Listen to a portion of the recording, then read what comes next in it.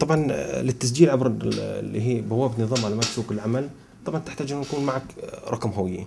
طبعا رقم الهوية، بعد إدخال رقم الهوية تاريخ الميلاد. طبعا عندنا النظام بتأكد من وجود رقم الهوية تاريخ الميلاد عندنا في السيرفرات اللي الموجودة عندنا في الوزارة. بعد تأكد يمكنك انك تسجل عن طريق ايش؟ عن طريق البوابة. لكن للتأكد من التخصص، من مكان السكن، من العنوان، من المهنة اللي انت بتتقنها، يجب التوجه الى اللي هو مكتب العمل مع اوراق ثبوتية. بكون بالدخول مرة ثانية الى النظام، طبعا بفحص عن طريق رقم الهوية للشخص، بتأكد من بياناته مرة ثانية، طبعا اللي هو عن طريق الهوية، عن طريق الأوراق اللي هو بعطيها لمكتب العمل. طبعا في هاي الحالة بتأكد موظف مكتب العمل موجود في المحافظة إنه البيانات هذه صحيحة، بيكون تثبيتها وين؟ على نظام معلومات سوق العمل. التسجيل سواء كان على الموقع ثم الذهاب إلى مكتب العمل أو العكس. لكن إذا تم التسجيل عن طريق البوابة، يجب أن يذهب إلى مكتب العمل لاستكمال الأوراق.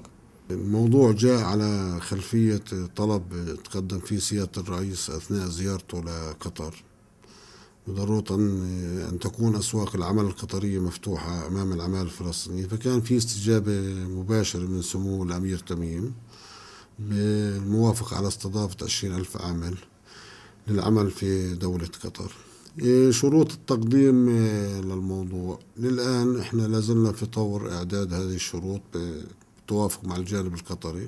المرحلة اللي وصلنا لها أنه مطلوب من جمهور المنتفعين أو المتعطلين بضرورة التوجه إلى مكاتب وزارة العمل والتسجيل من خلالها. الشخص اللي ما بتمكن زي المقيمين في قطاع غزة أو في الشتات بإمكانهم التسجيل من خلال نظام معلومات سوق العمل. بالتأكيد يعني في هناك يجري العمل على إعداد بروتوكول للتعاون في هذا المجال وتحديد ماهية الأجور، مدة الإقامة، آلية حماية العاملين من خلال العقود اللي راح يتم تصميمها مع وزارة الداخلية القطرية.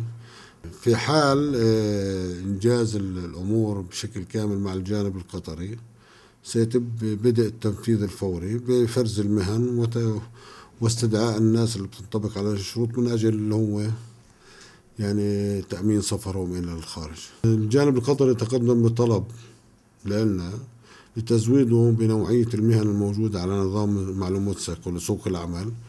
من جانبنا قمنا بتزويدهم بقائمة ب 200 مهنة موجودة، يعني في ناس يعانوا من حالة التعطل، وهم عمليا سيختاروا المهن اللي بتتناسب مع نوعية الأعمال المطلوبة لديهم. بتوقع أنه الجزء الأكبر سيكون في قطاع الإنشاءات، سيكون في طلب على القطاعات الأخرى. وفق الاتفاق اللي تم ستشمل الفلسطينيين في كافة أماكن تواجدهم، ضفة، غزة، شتات.